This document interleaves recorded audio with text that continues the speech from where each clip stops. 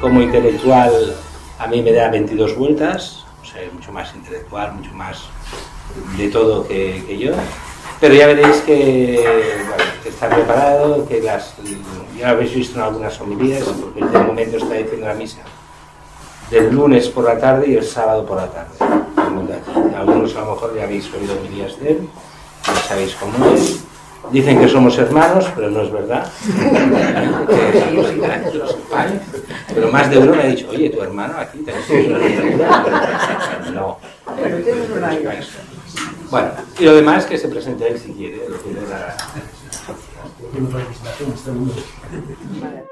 Vamos a empezar con una oración, ¿les parece? Un salmo, Salmo 4. Aquí.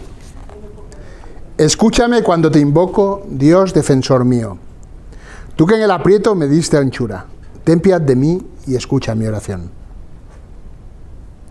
¿Y vosotros, hasta cuándo ultrajaréis mi honor? ¿Amaréis la falsedad y buscaréis el engaño?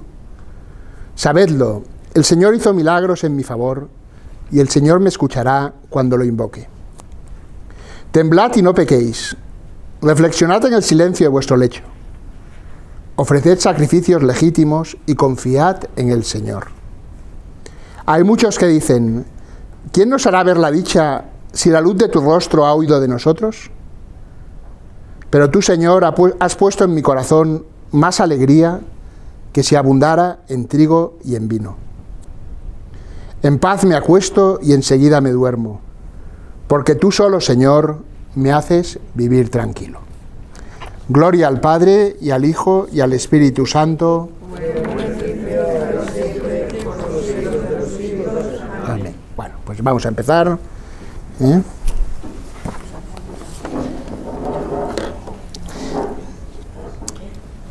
Esto es una charla de preparación al Adviento, ¿de acuerdo? La hemos titulado La confianza porque el Papa, el día 15 de octubre, publicó esa carta sobre el amor misericordioso, ¿verdad? Aprovechando que era el 150 aniversario del nacimiento de Santa Teresita del Niño Jesús, publicó una carta que se titula Es la confianza, ¿no? Sobre el amor misericordioso de Dios. No es una carta sobre Santa Teresita, sino sobre el amor misericordioso de Dios. Pero aprovechando las enseñanzas de Santa Teresita. Entonces, por ese motivo, la conferencia se titula sobre la confianza. No es por este motivo, aprovechando el título del Papa, ¿de acuerdo? Y aprovechando el tiempo de Adviento, porque hay una relación entre lo que es el tiempo de Adviento y la confianza, ¿de acuerdo? Bueno, entonces vamos a empezar explicando qué es el Adviento. Yo me aporto aquí para que puedan ver. Es que estoy muy contento porque me has hecho, yo no sé hacer esto, pero un amigo me lo ha preparado. Entonces, pues que se vea, ¿no? Es decir, yo no sé hacerlo de verdad, Entonces, miren, el Adviento hay como una doble expectativa, o una doble esperanza de Adviento. Adviento significa que va a venir, que va a llegar, ¿no? Hay como una doble expectativa.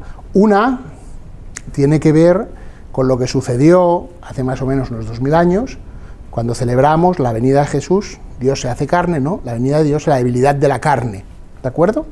Eso sucedió hace unos 2000 años.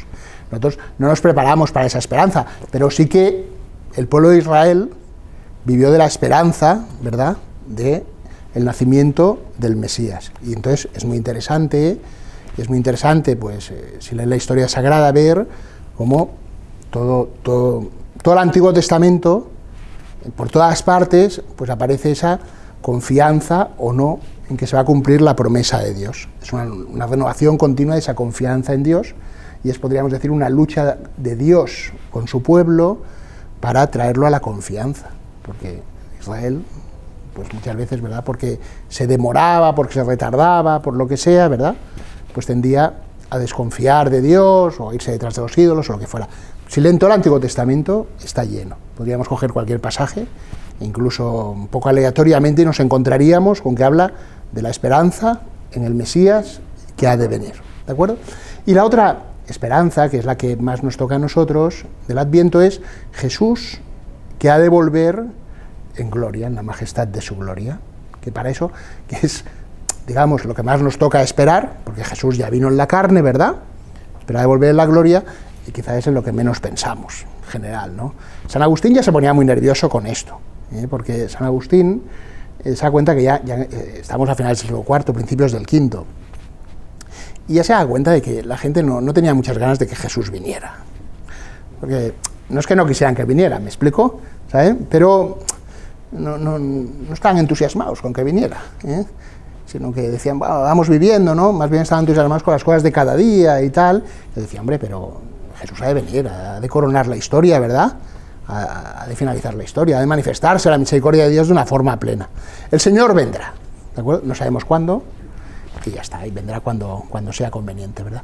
En medio, San Bernardo, y aparece una lectura que se hace durante este tiempo de Adviento en el oficio de lecturas, ¿verdad? Había hablado de un adventus intermedio, ¿verdad? De una venida intermedia, que es espiritual, de tipo espiritual.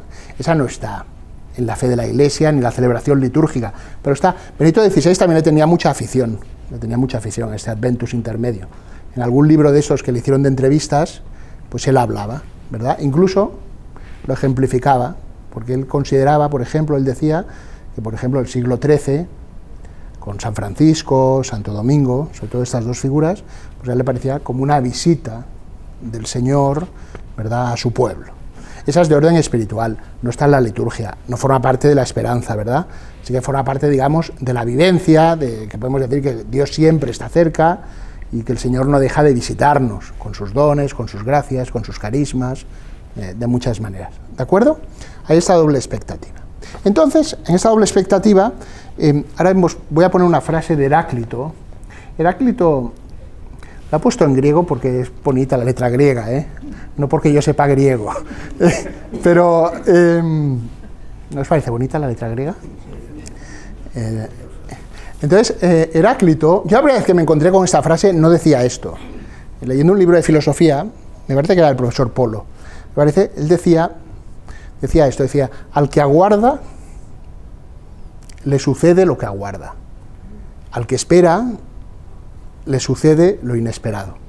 Yo me quedé con esa frase, no es lo que dice ahí, pero lo podría decir de alguna manera, pero no es lo que dice ahí. Pero decía esto, ¿no? Decía, al que aguarda, ¿qué significa al que aguarda? Al que ya tiene decidido lo que ha de suceder, es un poco como el efecto Pigmalión que dicen los pedagogos, ¿saben? El efecto Pigmalión que dicen los pedagogos es que si tú ya has decidido cómo va a resultar el grupo, si yo, por ejemplo, ya he decidido lo que va a ser esta conferencia, ¿verdad?, que a nadie le va a gustar y tal, eso sucede, Si tú has decidido que tus alumnos van a fracasar, pasa, Entonces, pasa, es lo que pasa. Entonces, alcahuarda sería un poco eso, ¿no? Alcahuarda es el que espera, digamos, el que tiene una esperanza dentro de una medida cerrada, ¿verdad? Ya sabe lo que va a pasar, ya tiene decidido, ya tienes decidido, ahora llega el Adviento, pues ya tienes decidido que cada año en Adviento se hace esto, o se hace aquello, pasa esto, o pasa aquello, ¿verdad?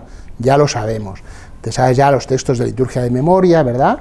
Te lo sabes todo, y entonces, al que aguarda, dice Heráclito, conocido como el oscuro, le sucede lo que aguarda, no hay sorpresa. En cambio, al que espera, le sucede lo inesperado. En griego se ve que no dice eso, sino que aquí el texto de Heráclito se ve que dice algo así como si esperas lo inesperado, ¿verdad?, lo encontrarás, o si esperas, encontrarás lo inesperado, depende cómo consideres, cómo coloques, ¿no?, qué función le des en la frase, pero más o menos, ¿verdad? Pero en cualquier caso, lo que dice es que la esperanza cristiana, siempre se abre a algo más grande, Es un poco diferente, podríamos decir, de la esperanza pagana,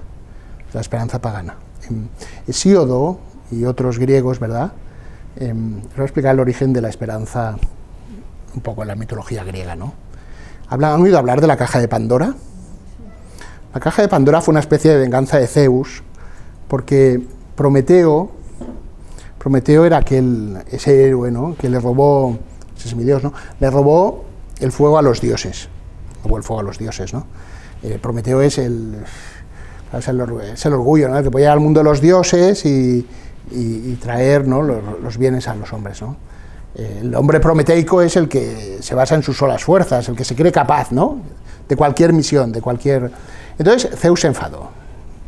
Zeus se enfadó. Es muy propio de Zeus enfadarse. Y entonces hizo que modelaran una mujer, hizo que... Allí llamó a todos sus súbditos dioses, por decirlo así, ¿no? Y uno dijo que la modelara, a otro dijo que la hiciera muy hermosa, muy atractiva, a otra que la hiciera muy elegante, ¿verdad? Y a otra que le pusiera un corazón muy malo, una especie de femme fatal, ¿no? Y entonces crearon a Pandora, Y Pandora se presenta con una especie de ánfora o tinaja, ¿no? Y se encuentra con el hermano de Prometeo, y Prometeo le ha dicho, no te fíes de nada, dice, de Zeus no quieras nada, ¿no? Entonces aquella destapa su ánfora, caja dicen ahora, ¿no? su tinaja, y salen todos los males que se extienden por el mundo, ¿no? La peste, la guerra, el hambre, etcétera, etcétera. Pero queda uno dentro, que ella tapa, ¿no? Que es la esperanza, Elpis, ¿no? La esperanza, se queda allí dentro, ¿no? Pero es muy ambiguo porque se queda, porque no sabemos si se queda porque es un mal que no acaba de salir, ¿verdad?, o porque es un mal que queda para el final. Es un poco ambiguo, ¿eh?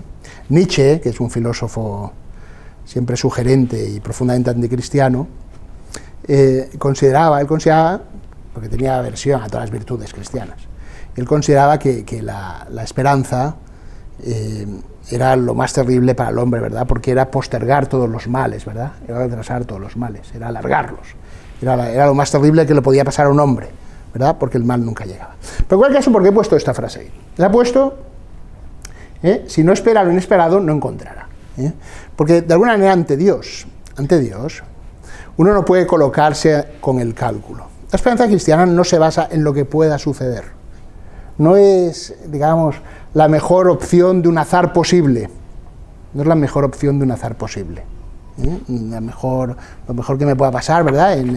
Si hubiera un espectro de posibilidades, una tómbola, ¿no? La mejor posible en la vida, no. Sino que estamos ante aquel que es infinito, ¿verdad?, que es absolutamente impensable, inescrutable para nosotros, absolutamente mayor, ¿de acuerdo? Entonces, ¿en qué consiste la esperanza cristiana? ¿En qué consiste la esperanza cristiana?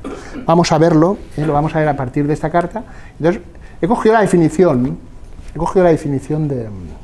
del diccionario, he puesto también el diccionario, de un diccionario francés, porque el Papa lo pone en francés, para que no crean que... Entonces, si se fijan, hay dos acepciones importantes de la confianza. Dos acepciones que son muy interesantes. La primera dice que es la esperanza firme. Aquí vamos viendo la relación de la confianza y la esperanza, ¿verdad? Dice, la confianza es la esperanza firme que se tiene en alguien o en algo. Esa es la primera acepción, tanto en castellano como en francés. En francés dice lo mismo, ¿no? La esperanza firme, la seguridad de una persona que se fía de alguien o de alguna cosa. Dice lo mismo, parece que haya sido traducida la una de la otra. Y la segunda acepción dice una desviación, podríamos decir, de esa confianza, que es la seguridad que alguien tiene en sí mismo, que se usa mucho, el que tiene confianza en sí mismo. En la carta se habla de eso también, hay un momentito que se habla de eso. Y también en francés sucede lo mismo, es sentimiento de seguridad de una persona que se fía de ella misma. ¿Lo ven? Ahora bien, ¿qué diferencia hay entre uno y otro? A mí me hubiera gustado más que en castellano pusieran como en francés, sentimiento. Porque fíjense que la esperanza en otro no es un sentimiento, es una seguridad. La confianza en uno mismo sí que es un sentimiento, es una cosa distinta. La confianza en otro es una virtud, tiene una parte, digamos, pero es distinto. En cambio, el sentimiento de seguridad en uno mismo es un sentimiento. ¿De acuerdo? Bien, entonces, ¿qué diríamos que es la confianza? La confianza, por tanto, ¿qué es? Vamos a definirlo como el acto, puedes pasar a la siguiente, el acto de la esperanza. Es el acto de la esperanza. Si dijéramos, ¿cómo sé que espero? ¿Cómo sé que espero? ¿Cómo sé que tengo esperanza? Porque confío. ¿En quién confío? En alguien. No porque tenga... ¿Se entiende? La confianza es el acto de la esperanza. Uno manifiesta, hace un acto de esperanza, solo puedes hacer un acto de esperanza confiando en alguien. Porque no puedes hacer un acto de esperanza, digamos, en el destino, podría ser que alguien lo hiciera, ¿verdad? Pero eso es un sentimiento, ¿no? Tengo un acto de confianza ¿Por qué? Porque me fío de alguien. Pongo mi vida en manos de alguien o acojo la promesa que alguien me ha hecho y sé que la cumplirá. Y sé que la cumplirá. De hecho, un papá o una mamá no le dicen a su hijo, espera en mí, sino que dicen, fíate de mí o confía en mí. ¿De acuerdo? Es muy... Claro, la confianza y fe y esperanza son bastante intercambiables. De hecho, creo que aparece una diapositiva por ahí, cuando en la carta a los Hebreos, en el capítulo 11, define la fe como es la sustancia de las cosas que se esperan. Está definiendo la fe.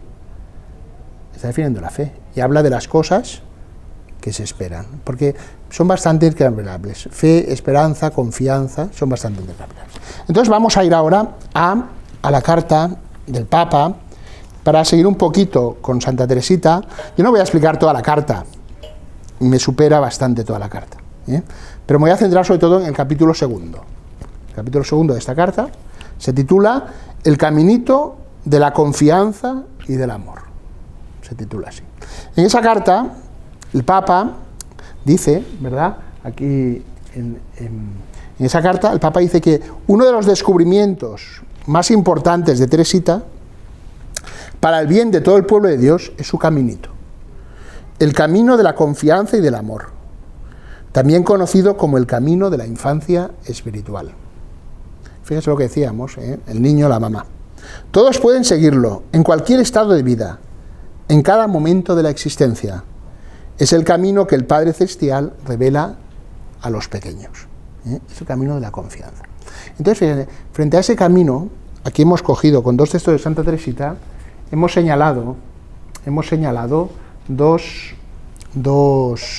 desviaciones de la esperanza. Dos desviaciones de la esperanza.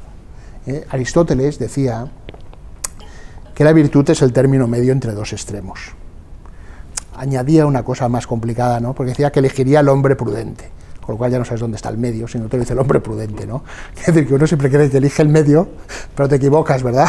Siempre, nunca sabes, ¿no? Si has dado demasiada limosna o te has quedado corto, ¿no? Nunca sabes si has comido mucho o has sido muy frugal, nunca lo sabes, ¿no?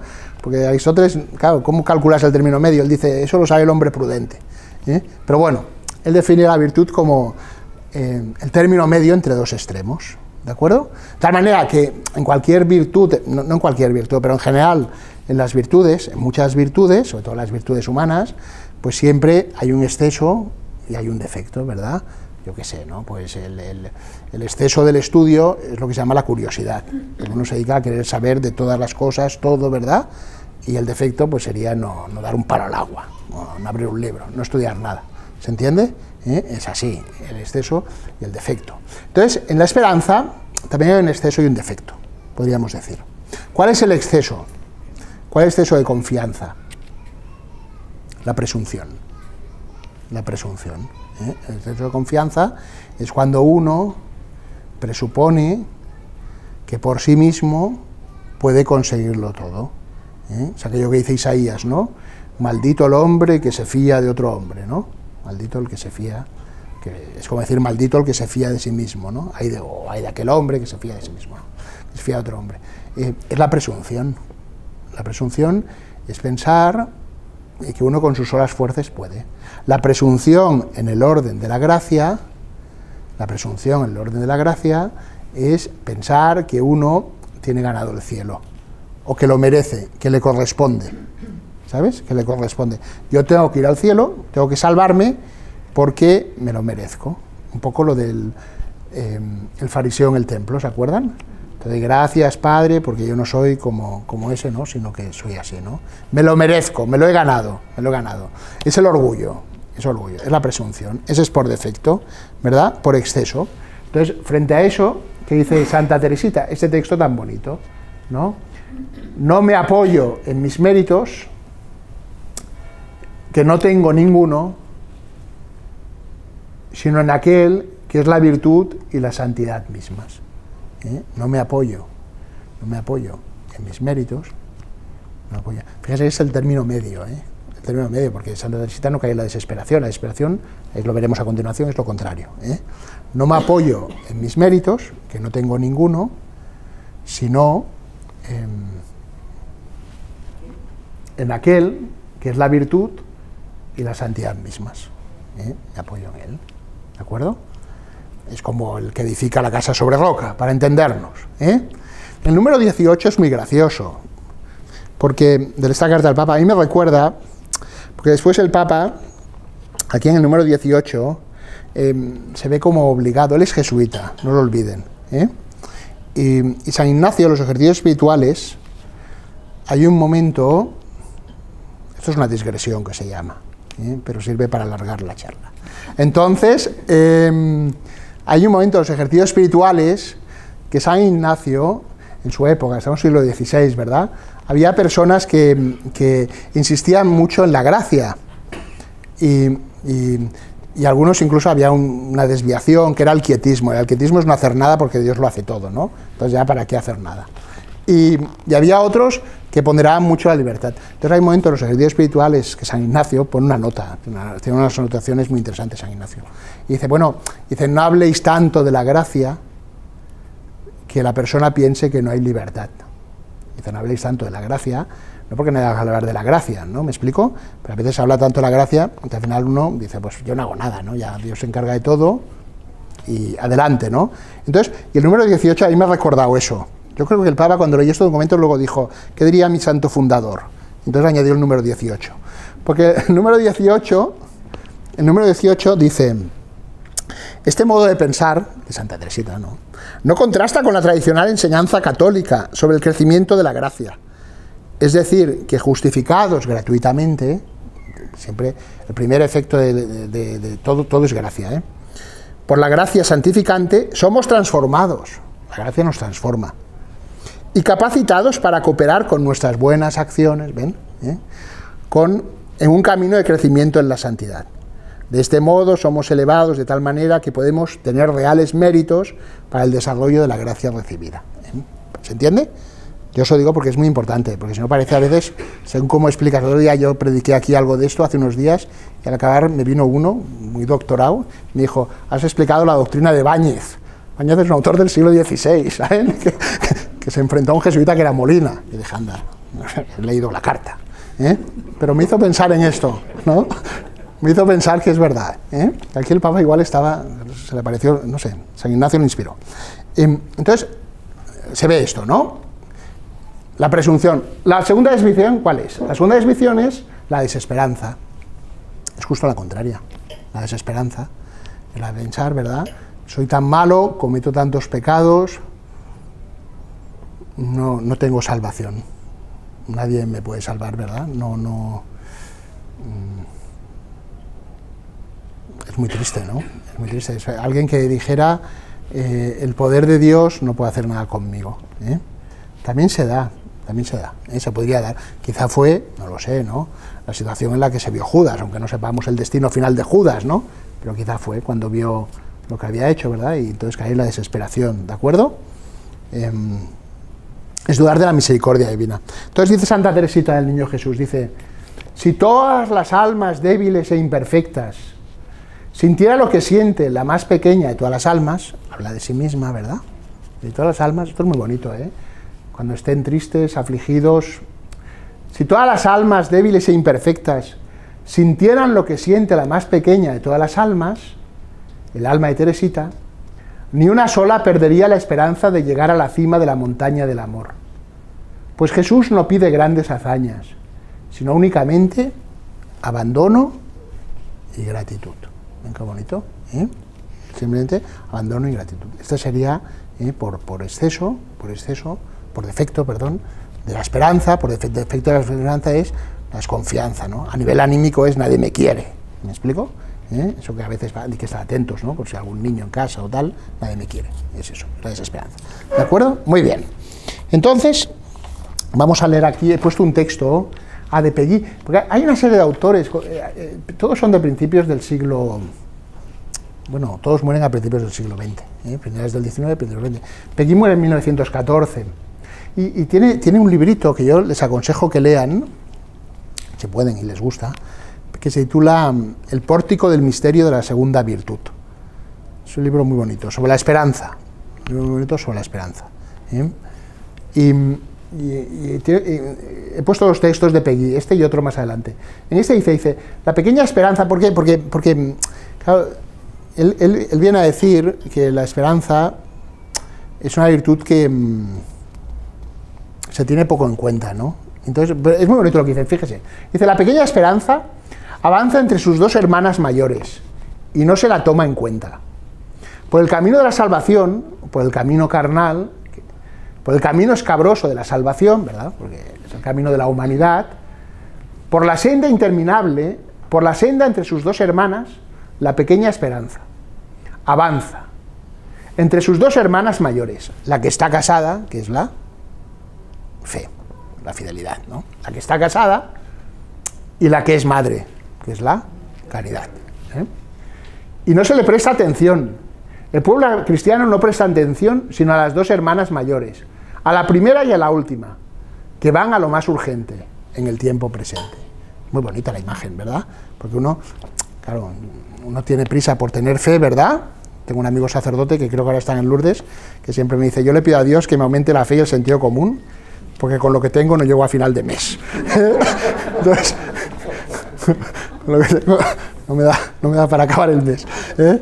Entonces, claro, uno tiene prisa de no perder la fe, ¿no? Y la caridad, claro, es lo más urgente, pero la esperanza está en medio. Si quitas la esperanza, se tambalea todo, ¿eh? Se desaparece todo. Si quitas la esperanza, no sabríamos lo que hacer, ¿verdad? Ahora, la esperanza no es... Claro, nosotros a veces confundimos la esperanza con mi ilusión, con lo que me gustaría que sucediera, ¿no? La esperanza es la confianza en que se realiza el plan de Dios y que Dios todo lo conduce hacia bien, ¿verdad? Y que podemos esperar lo mejor de Él. Qué buena continuación, ¿no? Empecemos, ¿eh?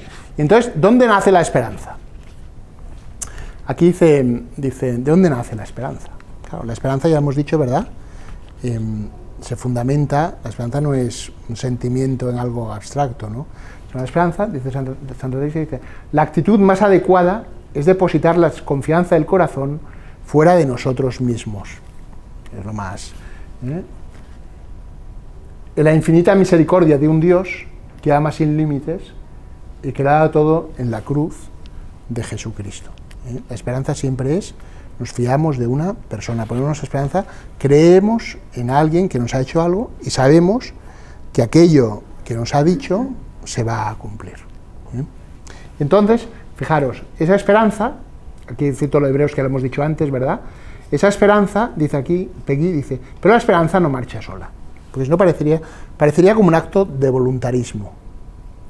Claro, dice, ¿por qué voy a fiarme, no? Dice, pero la esperanza no marcha sola.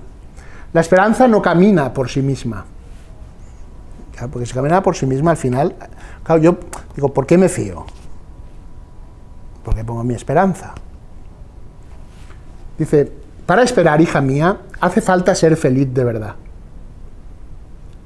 Hace falta haber recibido una gran gracia. Esto dice Peggy, ¿eh? Eso dice Peggy. Pero piénsenlo un poco, ¿eh? Yo creo que es muy importante. Hace falta ser feliz de verdad. Hace falta ser feliz de verdad. La esperanza, me gustaría que pensáramos esto. Porque la esperanza no es, no es lo que puede pensar un náufrago, ¿no? Dice, bueno, pues alguien me encontrará, ¿no? Alguien que se ha perdido, ¿no? Igual no se encontrará. Eso es una esperanza que diríamos es humana, ¿eh? Sino que la esperanza, he puesto la cita de Hebreos, es la sustancia, porque el Papa Benedicto, que tiene una encíclica sobre la esperanza, ¿se acuerdan? Spes Salvi, comenta esta encíclica, comenta esta cita, la comenta en latín, tal como está en latín, porque le gusta más el latín, pero la traducción castellana que hemos puesto tiene que ver con el latín, porque el latín dice substantia rerum sperandarum, pone substancia, entonces a él le gusta la palabra sustancia, porque sustancia significa consistencia, significa que está ahí, lo que está debajo, sustancia es lo que está debajo, ¿no? Entonces él dice también en la Spes Salvi, el Papa dice algo así como que el que tiene la esperanza ya tiene algo en su interior, no se basa, tiene una experiencia en su interior, ha experimentado algo, lo que dice Peggy, tiene ya una alegría. ¿Por qué se fía? Porque ha experimentado algo. Yo creo que eso lo ilustra bien el anécdota que aquí explica de Santa Teresita, esa anécdota en la cual dice que un día estaba cuidando una enferma, ¿se acuerdan? Y oyó la música que llegaba de una casa cercana. ¿Se acuerdan de esa anécdota? Yo creo que se lo ilustra bien. Porque ella estaba allí cuidando una enferma, ¿no? Y le llega la música de una casa cercana. Entonces, claro, como le llega esa música, y ella tenía una imaginación muy viva, Teresita tenía una imaginación tremenda, ¿sabes? Enseguida llega un poco de música y se imagina todo. Se imagina el salón, se imagina allí todas las chicas, ¿no? Bien arregladitas, tal, ¿no? Contentas, felices, haciéndose reverencias unas a otras, bueno, etcétera, ¿no? Lo explica ella. Se imagina eso, y al mismo tiempo que está imaginándose eso, porque le llega esa música de la casa cercana, ella, ¿qué es lo que oye de cerca? Oye los gemidos de la enferma que está cuidando, ¿vale? Pero ella explica, creo que lo que explica es muy importante, porque ella explica que sintió como una iluminación interior, sintió como una luz interior, ¿verdad?, de Jesús, que le dice, que hace que diga, ella dice que preferiría, ¿verdad?, y porque ella también explica cómo está en ese momento el convento, ve la pared de ladrillo de su convento, ve una pequeña lucecita que hay allí, ¿no? Y entonces dice que prefería eso, por eso que sintió que Jesús estaba allí. Dice, prefería eso, y ella dice, utiliza la expresión, al brillo tenebroso de todas las fiestas del mundo. Dice eso, el brillo tenebroso, es muy interesante la expresión. El brillo tenebroso de todas las fiestas del mundo. Eso es lo que llamamos esa gracia interior. Eso uno tiene que haberlo sentido. Tiene que haberlo sentido. ¿Cuándo lo sentimos? Podemos sentirlo porque a veces, yo qué sé, ¿no? Estás súper agobiado, súper preocupado, ¿no? Viene alguien especialmente impertinente, eso es importante, y entonces no sabes por qué, yo no tengo mucha experiencia de eso, porque en general estoy enfadado, pero no sabes por qué, le respondes amablemente, ¿no? Pero lo respondes tú, eres tú el que responde amablemente, ¿me entiendes? No es otro, no eres un guiñol, eres tú. Respondes amablemente. Entonces te das cuenta de por qué has respondido amablemente, que lo has hecho tú. Has respondido tú, ¿me explico? Nadie ha hablado por ti, no hay un ventríloco. No, has respondido tú. Pero entonces te das cuenta que eso ha sido posible porque alguien te ha dado la gracia para hacerlo. ¿Te das cuenta? ¿Me explico? Entonces, eso es algo, ¿sí? ¿Me he explicado más o menos? Es muy importante esto, porque si no uno cree que lo va haciendo todo y un día se cansa. En cambio, cuando uno se va dando cuenta de que Dios hace muchas cosas en él, también se cansa, pero también descansa. También descansa, porque dice, bueno, sí, ahora me ha pasado esto porque lo he hecho yo solo. Pero muchas veces puedo hacerlo con Cristo. De hecho, muchas veces tenemos la experiencia de que Cristo se ha anticipado a nosotros en esa acción, en la cual nosotros consentimos, porque si no, no sería nuestra. ¿De acuerdo? Un poco complicado, pero es bastante simple. Entonces, eso es haber recibido una gran gracia. Entonces uno se da cuenta, ha recibido una gran gracia. Si lo piensan, es más fácil pensarlo en el orden de la fe. Si pensamos en el orden de la fe, todos los que estamos aquí creemos, ¿verdad? Pero si al final tuvieras que demostrar por qué crees, no puedes. Te das cuenta de que crees por una gracia. ¿Sí? ¿Están de acuerdo? Crees por una gracia. Paul Claudel, que es otro personaje, es un poquito posterior, pero Paul Claudel se carteaba con André Gide. André Gide era muy poco creyente. Y André Gide, en cierto sentido, argumentaba mejor que Paul Claudel. Era más... Esta veces pasa, ¿no? Entonces, Paul Claudel, que se había hecho cristiano en una Navidad, se había hecho cristiano, había encontrado la fe, no había tenido la gracia de la fe, le intentaba convencer para que se hiciera cristiano, porque sufría mucho por la vida de André Gide, y quería que André Gide fuera cristiano. Pero André Gide era más agudo que él, le rebatía y tal, ¿no? Entonces hay un momento que Paul Claudel le dice, bueno, hay algo que yo no puedo negar, y es que Dios ha hablado y yo he sentido su voz. ¿Entienden? Esa gracia, uno tiene que tenerla. La tiene de alguna manera. ¿Te das cuenta? ¿Por qué creo? Porque Dios me ha dado el don de la fe. En Trento se dice una cosa muy importante, dice el primer efecto de la gracia en el corazón del hombre es la fe. La fe es un don. El primer efecto de la gracia en el corazón del hombre es la fe. Entonces, podemos esperar porque hemos tenido eso. porque hemos tenido eso. Lo que pasa es que sobre aquello que Dios me ha dado, yo tengo que crecer, sobre esa gracia, ¿verdad? Sobre esa gracia que he recibido, yo tengo que crecer, tengo que crecer, ¿de acuerdo? Muy bien. Entonces, aquí hemos puesto, ¿no? Teresita tiene la certeza de que Jesús la amó y conoció personalmente en su pasión. Contemplando a Jesús en su agonía, ella le dice, me has visto. Aquí el Papa está comentando, esto me has visto es de un poema de Santa Teresita del Niño Jesús, y hay otro poema de Santa Teresita del Niño Jesús, que también citan aquí, que es a la Virgen María, y que está ahí con el Niño Jesús, y de mientras tenías a Jesús en brazo, pensabas en mí. O mientras Jesús estaba en brazos de María, y de tú pensabas en mí. Esta es una experiencia, es lo de San Pablo, el Papa lo cita, lo de San Pablo dice, me amó y se entregó por mí. O lo de Santa Ángela de Foligno, ¿no? Ángela no te he amado en broma. Estas cosas, bueno, hay mucho de la mística, hay mucho de eso, ¿verdad? Pero es la experiencia, eso tiene que ser una experiencia personal, Jesús me ha amado, porque si no, no puede haber la confianza, puede haber la esperanza abstracta. Cada uno va en el camino, cada uno está donde está, pero que tampoco hay que agobiarse, pero la confianza es en una persona, la confianza es en una persona, no es una esperanza vaga, eso lo puede tener un pagano, eso puede tener el que compra la lotería, pero la confianza cristiana es la confianza en Dios. Entonces, prosigamos. Entonces, esta confianza en Jesús, ¿en qué desemboca? Desemboca en el abandono, desemboca en el santo abandono. Entonces, claro, aquí si ya lo piensan, bueno, como esto se alarga, voy a abreviar, ¿no?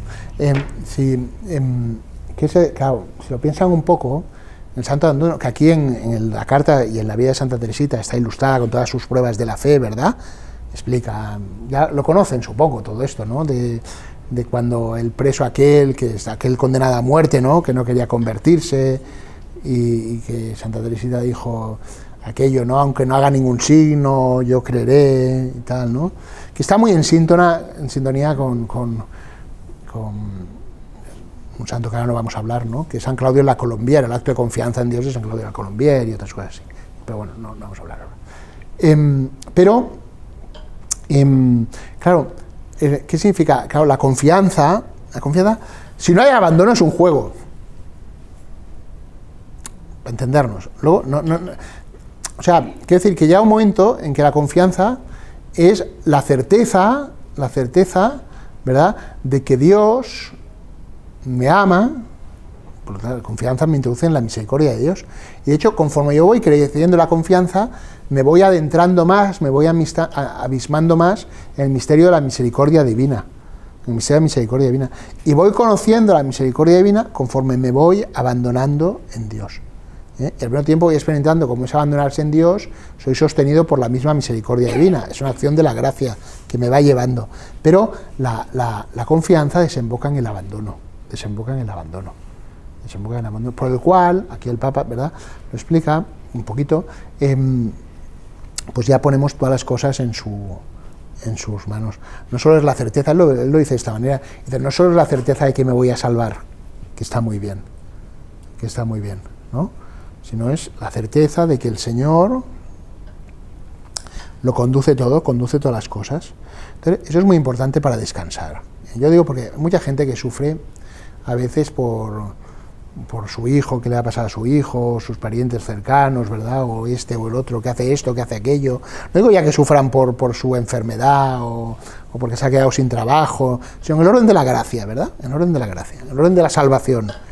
Esto me recuerda mucho, hay una anécdota que explica San Agustín en las Confesiones, que yo creo que va muy bien, ¿no?, porque Santa Mónica era una pesada, ¿no?, era una mamá, sí. Si yo hubiera tenido a Agustín de alumno, la habría llamado a tutoría a Mónica. Porque, claro, porque todo el día detrás de su hijo, ¿no? Entonces, hay un momento que San Agustín está en Cartago y se quiere ir a Roma para conocer, me parece, hablo un poco de memoria, pero me parece para conocer a un obispo maniqueo, ¿no? Quería irse a Roma y tal, porque estaba en esos temas, ¿no? Entonces engaña a su mamá, engaña a su madre se lo huele, ¿no?, porque se va al puerto allí en Cartago, y la madre piensa, este hijo me la va a jugar, Y luego esto lo explica San Agustín en las Confesiones, ¿no? Entonces, la madre reza para que haya temporal y el barco no zarpe. Es una madre, ¿entienden? Tremenda, ¿no? Tremenda. Y para que Agustín no se vaya. Pero no, hizo una calma fantástica, un viento adecuado, y San Agustín se fue. El caso es que San Agustín se va a Roma, ¿no? Y luego, por ir a Roma, lo promueven a Milán, ¿no? A un cargo allí de orador, él hablaba muy bien. Y allí conoce a San Ambrosio y se bautizará, ¿me explico? Entonces San Agustín comenta en las Confesiones, dice: no haciendo lo que mi madre te pedía, hiciste lo que mi madre te pedía. Eso es muy interesante, ¿entienden? Porque la confianza te libera de esa angustia, porque nosotros siempre tenemos una prisa por lo inmediato, hay un inmediatismo, ¿no? Entonces queremos que se manifieste inmediatamente, ¿no? Que todo suceda, pero la confianza es, pues eso, saber que Dios no te abandona, ¿no? Entonces esa confianza, yo creo que estamos acabando, no sé cuántas diapositivas ha hecho este hombre, va desembocando en el santo abandono, ¿no? Y la prueba de la fe es esa, es la confianza ilimitada, es la última, en la misericordia de Dios. Y entonces ella dice esto, ¿ve? La transformación que se produjo en ella, digo, esto ilustra el camino de todos, ¿no? La transformación que se produjo en ella le permitió pasar de un fervoroso deseo del cielo a un constante y ardiente deseo del bien de todos. ¿Ven? Claro, porque entonces la verdadera confianza en Dios lo que hace también es dilatar el alma, desata. ¿Me explico? Porque uno ya puede salir de la angustia y puede dedicarse a hacer el bien, a vivir la caridad, ¿no? A vivir con alegría la caridad. Y entonces, claro, ahora eso también lo explica aquí en la carta en algún momento, ¿no? Eso solo se da en el santo abandono. Entonces, ¿qué sucede en el santo abandono? El santo abandono se da esa confianza, y también está la lucha porque hay la oscuridad, ¿verdad? Y porque te estás fiando, pero al mismo tiempo que hay eso, hay la alegría. Se conjuga todo, se conjuga ahí todo, pero ¿cuál es el resultado, digamos, de ese conjugarlo todo, de eso ponerlo todo en la misma ecuación? Pues que, y de alguna forma la manifestación de la verdadera confianza, el amor al prójimo. La confianza en Dios, lo que mueve, precisamente porque desata, libera del miedo a la propia seguridad. Entonces coloca, ¿verdad?, en el mismo dinamismo de Dios. Y de esa forma se cierra el círculo. Porque pasamos, ¿verdad? Es la confianza la que nos lleva al amor, y así nos libera del temor. Fíjense, si pensáramos en lo más sencillo, ¿verdad? ¿Qué es lo que muchas veces impide, por ejemplo, compartir los bienes? El miedo al futuro, a lo que tendré. ¿Qué es lo que impide dedicar tiempo? El miedo a no voy a tener para lo mío, no voy a ser capaz de hacer lo que tenía que hacer, lo que me he programado. ¿Qué es lo que impide, yo qué sé, relacionarse con otro, atender a otro, ¿verdad? Darle tiempo a otra persona o consuelo, tal, es que me va a enganchar, o vete a saber qué hay allí, ¿no? O qué me va a suceder. Es el temor. En cambio, digamos, los santos que viven en la esperanza, ¿verdad? Pues se abren a la caridad. Es la confianza la que nos lleva al amor y así nos libera del temor. Es la confianza la que nos permite poner en las manos de Dios lo que solo Él puede hacer. Eso también es muy importante. Hay una cosa que yo aprendí viendo a los monjes. En los monjes, ¿saben? Nosotros estábamos, cuando estaba en el seminario menor, estaba en la Conrería, el seminario menor, y debajo está la Cartuja. Y nosotros a veces veíamos la Cartuja, ¿no? Y veías un poco, a veces ¿no? Según cómo estaba, si estaba el bosque muy espeso, ¿no? Y siempre antes de los oficios, 5 minutos antes, pero también lo hacen los benedictinos, me parece, y lo hace todo el mundo, ¿no? Es decir, todas las órdenes monásticas, tocan 5 minutos antes, por ejemplo, si hay que reunirse para rezar tercia en la capilla, ¿no? Pues 5 minutos antes tocan, ¿no? Y entonces, cuando tocan, generalmente, y ese espíritu parece de San Benito, dejan el trabajo tal cual. Tocan la campana, pues dejas allá. ¿Vale? Para que Dios complete la obra. Porque en ese momento lo que toca, ellos lo que les toca es el oficio divino, el Opus Dei, que llaman, ¿no? La obra de Dios, que es la liturgia es lo que toca, ¿verdad? Entonces lo dejan, porque abandonan, se lo hacen bien, ¿no? Quiero decir, ¿sabe? Poner en manos de Dios. O sea, dejar que Dios haga algo. La confianza es también dejar que Dios haga algo. Es dejar espacio a Dios, que Dios haga algo. Esto nos deja un inmenso caudal de amor y de energías disponibles. Claro, en el momento que te liberas de todas esas angustias, ¿no? De todas esas preocupaciones, de toda esa... pues entonces ya puedes servir a los demás para buscar el bien de los hermanos. Y unas velitas de Adviento. ¿De acuerdo? Bien, voy a acabar... Acabamos ya, perdón, que se haya alargado tanto. Voy a acabar leyendo... 6 minutos en cara. Bien. Pues voy a acabar leyendo también de esa época, es otro santo, ¿verdad? Que es Carlos de Foucauld. Carlos de Foucauld. Y ayer verdaderamente, habíamos puesto un texto de Carlos de Foucauld, que también es un acto de confianza, que lo rezan mucho los seguidores, bueno, los que se inspiran en Carlos de Foucauld, y se lo voy a leer para acabar. Es un texto un poco largo, pero lo voy a leer. Es un comentario, él escribía comentarios a frases del Evangelio a veces y tal. Dice: Padre, en tus manos encomiendo mi espíritu. Esta es la última oración de nuestro Maestro, nuestro amado. Ojalá sea también la nuestra.